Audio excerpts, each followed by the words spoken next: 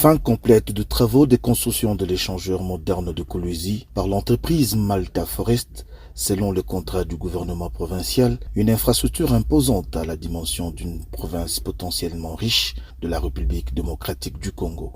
Ce mercredi 28 février 2024, le ministre provincial des infrastructures et travaux publics, l'ingénieur Célestin Machata Kayembe, assisté par ses collaborateurs, techniciens et autres agents du gouvernement provincial du Lualaba évoluant dans son secteur, ont réceptionné provisoirement cette architecture unique au pays de Félix Antoine Tshisekedi Tshilombo. D'emblée, le patron de ZTP au Lualaba et sa suite ont passé à la vérification des aspects techniques pour certifier la qualité et la réalisation générale de l'ouvrage. Chose faite. Sur place, le ministre a formulé quelques remarques à l'endroit de l'entreprise avant la réception définitive et l'inauguration de ce tout premier échangeur routier du type moderne.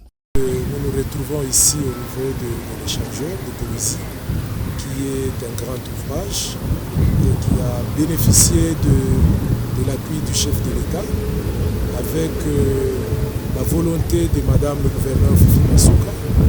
En tout cas, dans l'ensemble, nous sommes satisfaits, et moyennant quelques petites recommandations que nous avons formulées à l'entrepreneur, quitte à l'entrepreneur de mettre en application ces différentes recommandations, et en tout cas, l'ouvrage pourra maintenant être utilisé. Même d'emblée maintenant là, c'est un ouvrage qui est déjà disponible.